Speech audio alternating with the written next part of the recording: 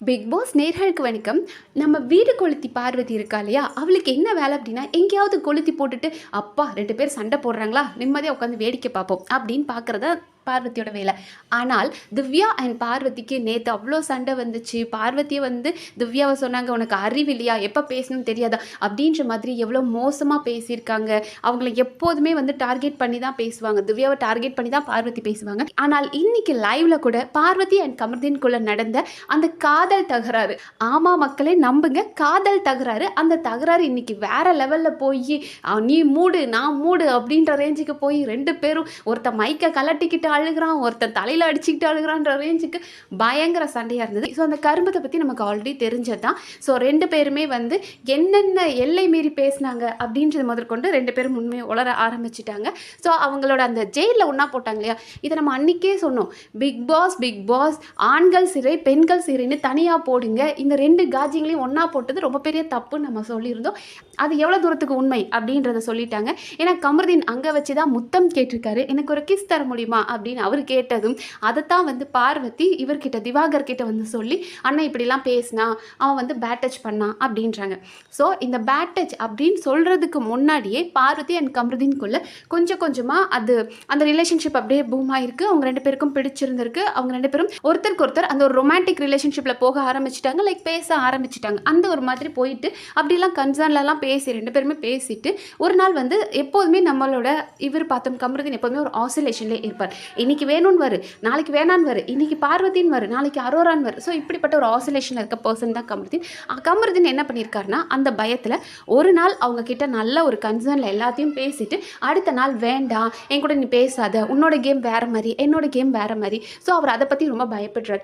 பார்வதி ஒரு மாதிரி எல்லாருக்கிட்டையும் சண்டை போடுவா, ஆனால் நான் அப்படி கிடையாது. ஸோ இப்படி இருக்கும்போது இவரும் சண்டை போடுவார் தான், ஆனால் இவர் அப்படி சொல்கிறாராம், நீ வேறு மாதிரி ஒரு நேச்சர், நான் வேறு மாதிரி ஒரு நேச்சர், நமக்கு செட் ஆகாது, நம்ம பேசிக்க வேண்டாம், உன் கேமை நீ பாரு என் கேமை நான் பார்க்குறேன் அப்படின்னு சொல்லியிருக்காரு.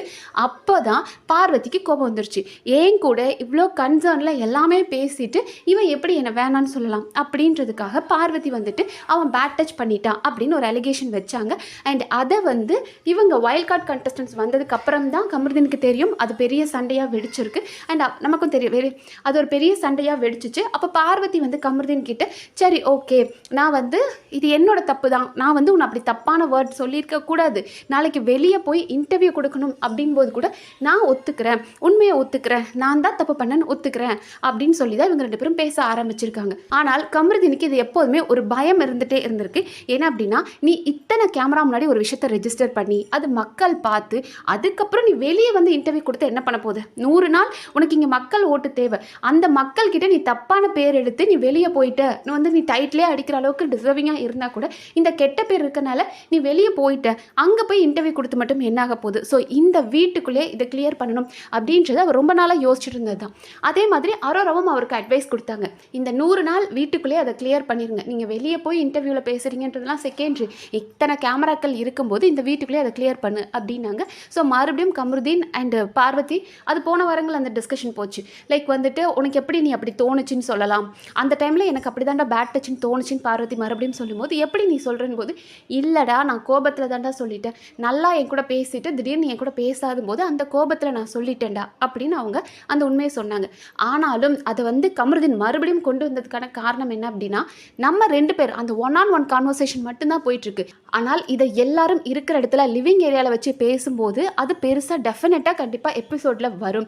அப்படி வரும்போது மக்கள் அதை புரிஞ்சுக்கணும் அப்படின்னு அவர் ஆசைப்படுறார். அவரை பொறுத்த வரைக்கும் 1-on-1 கான்வர்சேஷன் நடந்து அது வெளியே தெரியாமல் போயிடுச்சுன்னா என்ன பண்ண, இந்த இடத்துல அவளை கொண்டு வந்து அசிங்கப்படுத்தினாலும் பரவாயில்ல, 2 பேரும் நாங்கள் இதெல்லாம் பேசினோம், நான் கிஸ் கேட்டேன், அவள் என் கூட இப்படிலாம் பேசினா, பேட் டச்சுன்றது பொய் அப்படின்ற மாதிரி எல்லா விஷயத்தையும் கொண்டு வந்தாலும் பரவாயில்ல. ஆனால் மக்கள்கிட்ட கிளியர் பண்ணணும், என்ன நடந்துச்சுன்னு மக்கள் தெரியாமல் 1க்கு 4 அசியம் பண்ணி தன்னை தப்பாக நினச்சிடக்கூடாது அப்படின்றதுக்காக இந்த இடத்துல அந்த ரிலேஷன்ஷிப்பை போட்டு உடைச்சிட்டாங்க. அதனால தான் அவர் எல்லாரும் முன்னாடியும் இந்த பிரச்சனையை மறுபடியும் கொண்டு வந்திருக்காரு. அண்ட் பார்வதியும் இருந்துட்டு, நான் தான் சாரி கேட்டுட்டேன்ல, உங்ககிட்ட நான் சாரி கேட்காமலையா, இல்லை இன்டர்வியூவில் நான் சொன்னேன் தானே அப்படின்றாங்க. ஸோ நான் இன்டர்வியூவில் கூட சொல்கிறேன்னு சொன்னேன் தானே, அப்புறம் ஏன் நீ சண்டை போடுற, ஏன் இதையே பிடிச்சி நீ எத்தனை நாள் பேசுவேன், நானும் இதுக்கு ஒரு எண்ட் கார்டு போடுறேன் அப்படின்னு 2 பேரும் சேர்ந்து ரொம்ப அசிங்கப்படுத்தினாங்க. இந்த வீட்டையே அசிங்கப்படுத்திட்டாங்க. அதுதான் உண்மை. எனக்கு தெரிஞ்சு எந்த சீசன்லையும் இத்தனை வாரங்கள் இப்படியெல்லாம் வந்ததில்லை. அதுவும் அந்த கடைசி 2-3 வாரங்கள் நல்லா போகும். டிக்கெட் டு ஃபினாலெலாம் வேறு லெவலில் இருக்கும். இந்த ஒவ்வொரு ஃபிசிக்கல் டாஸ்க்கும் நமக்கு இப்போவும் ஞாபகம் இருக்குது. இந்த செங்கலா டாஸ்க்லாம் இன்னுமே என்னால் மறக்க முடியாது. அதுலலாம் முத்து கடைசியாக ஒரு செங்கலுக்காக அவர் போராட்டின அந்த போராட்டம்லாம் இப்போவும் இருக்குது. அவர் கத்துனது, அவரோட கோபம், அவரோட அந்த வெறி, அது எல்லாமே இன்னுமே என் கண்ணுக்குள்ளே இருக்குது. அன்ஷிதா என்ன பண்ணாங்க, ஜாக்லின் எப்படியெல்லாம் வந்து ஒரு ட்ரிக்கியாக கேம் விளையாண்டாங்க, ஜெஃப்ரி என்ன பண்ணாங்க, அப்படி எல்லாமே நமக்கு ஞாபகம் இருக்கு. ஆனால் இந்த சீசனில் ஃபிசிக்கல் டாஸ்கே கிடையாது. கடைசி வரைக்கும் இந்த மாதிரி கருமத்தை தான் பார்க்கணும் போல இருக்குது. ஸோ இவங்க 2 பேரும் இதை பேசிகிட்டு இருக்காங்க. அண்ட் இந்த இடத்துல திவ்யா, இதுவே பார்வதியாக இருந்தாங்கன்னு வைங்களேன், ஆஹா சண்டை போடுறீங்களா, நல்லா பேசுங்க அப்படின்னு குளிர் காஞ்சிட்டு இருப்பாங்க. ஆனால் இந்த இடத்துல திவ்யா வந்து பேசின விதம் ரொம்ப நல்லா இருந்தது. ஏன்னா திவ்யா வந்து 2 பேருக்குமே இருங்க, இது உங்கள் மேலே தப்பே கிடையாது, ஏன் 2 பேர் இதை பேசிகிட்டே இருக்கீங்கன்னு வளர்த்துக்கிட்டே போகிறாங்க. அவங்க ரொம்ப அழகாக இதை முடிச்சு வச்சாங்க. இங்கே பாருங்கள், உங்கள் 2 பேர் மேலேயும் தப்பு கிடையாது.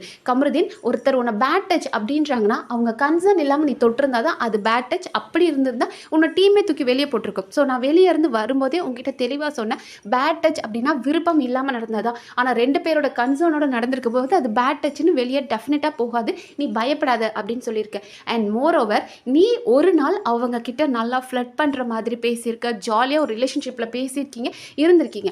அப்படி பண்ணிவிட்டு அதுக்கு அடுத்த நாள் நீ அவளை கட் பண்ணும்போது அவளுக்கு ஆப்வியஸாக என்ன தோணும், ஓகே நம்ம கூட ஒருத்தர் நேத்தெல்லாம் ரிலேஷன்ஷிப்பில் இருந்துட்டு இன்றைக்கி நம்மளை விட்டு போகிறான் அப்படின்னா அவன் நம்மளை யூஸ் பண்ணியிருக்கானோ அப்படின்ற ஒரு தாட் வரும். அதனால் வந்து அவள் வந்து உங்கள்கிட்ட அப்படி நினச்சி, அதனால் கூட அவள் அப்படி நினச்சி பேசியிருக்கலாம். ஆனால் 2 பேருமே ஆனால் 2 பேர் மேலேயும் தப்பு இல்லை. ஆனால் இப்போ அதை பேசி கிளியர் பண்ணிட்டீங்க, இதுக்கு மேலே அதை இந்த இடத்துல பேசாதீங்க அப்படின்னு சொல்லி திவ்யா பார்வதிக்காக நின்னாங்க இல்லையா. ஏன்னா அவர் மறுபடியும் கமருதீன் சொன்னதே சொல்லிட்டு இருக்காரு. லைக் நீ நல்லா ஒரு நாள் பேசிட்டு இன்னொரு நாள் என்கிட்ட பேசாமல் இருக்கும்போது ஒருவேளை நம்மளை யூஸ் பண்ணிட்டுனால பேசாமல் இருக்கானோ. ஏன்னா கமருதீன் பாயிண்ட் எப்படி இருக்குது அப்படின்னா, உனக்கு தோணுச்சுன்னு சொன்னால் என்ன தோணுச்சு, அப்போ நான் உண்மையாகவே பேட் டச் பண்ணன்றியா, நாளைக்கு இது வெளியே அப்படி தானே போகும், எப்படி என்னை பார்க்குற ஆடியன்ஸ் பார்ப்பாங்க, அவங்க அக்கா வேறு சொல்லிட்டு போனாங்க இல்லையா, உனக்கு ஃபேமிலி சப்போர்ட் இருந்தது, ஆடியன்ஸ் இருந்தாங்க, இது இப்போ அப்படி இருக்காது அப்படின்னு சொன்னாங்க. ஸோ இதை அவர் கிளியர் பண்ணணுன்றது ரொம்ப நாள் அவரோட மைண்டில் இருந்தது தான். அதனால தான் அவர் இதை மறுபடியும் கொண்டு வராரு. ஸோ அதுக்கு பார்வதி சொல்லிட்டாங்க, தப்பு தான்டா, உன்னை நான் ஒரு கோபத்தில் சொன்னது தப்பு தான், ஆனால் நான் அதுக்காக நான் யார்கிட்ட வேணாலும் சொல்கிறேன், எங்கே இன்டர்வியூவில் வந்தாலும் சொல்கிறேன் அப்படின்றாங்க. வெளியே போனதுக்கப்புறம் இந்த வீட்டில் என்ன நடக்கும், நடந்ததை பற்றி எத்தனை பேர் நம்ம பேச போகிறோம் அப்படின்றது தெரியாது. அண்ட் அது ஓட்டில் எந்த விதத்துலையும் மாற்றத்தை கொண்டு வராது. ஸோ வீட்டுக்குள்ளே இருக்கும்போதே இதை கிளியர் பண்ணி மாற்றத்தை கொண்டு வரணும் அப்படின்றத கமருதீன் நினச்சிருக்காரு. அண்ட் இதுக்கு திவ்யா 2 பேரையும் இதுதான்டா காரணம், நீ ஒரு நாள் பேசிட்டு அடுத்த நாள் நீ விட்டன் போது அது யாருக்கா இருந்தாலும் ஒரு பொண்ணோட பாயிண்ட் ஆஃப் வியூ இருந்தால் நம்மளை யூஸ் பண்ணிட்டு விட்டுட்டானோன்னு தோணுண்டா. பட் இது வந்து கன்சர்னோட தான் நடந்திருக்கேன், உன்னை யாரும் பேட் டச்சுன்னு நினைக்க மாட்டாங்க அப்படின்னு சொல்லி இந்த ப்ராப்ளத்தை முடிச்சுட்டாங்க. ஆனால் இப்போ கமருதீன் நினைக்கிறார் இல்லையா, இது இங்கே வச்சே கிளியர் பண்ணணும் அப்படின்னு நினைக்கிறாரு. பட் இது எப்படி போகும் அப்படின்னா, என்னோட பாயிண்டில் வந்து 2 பேருமே கன்சர்னோட பேசியிருக்கீங்க, ஆனால் அதை உங்களோட பர்சனலை இங்கே கொண்டு வந்து இவ்வளோ அசிங்கப்படுத்துறீங்க அப்படின்னா நீங்கள் அந்த ரிலேஷன்ஷிப்பை 2 பேருமே மதிக்கலன்னு தானே அர்த்தம்.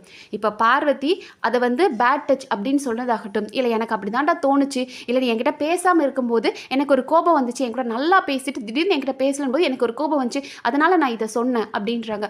ஸோ உங்களுக்கு கோபம் வருது அப்படின்னா ஒருத்தருக்கு ஒருத்தர் தூக்கி போட்டு மிதிச்சுக்குவீங்களா?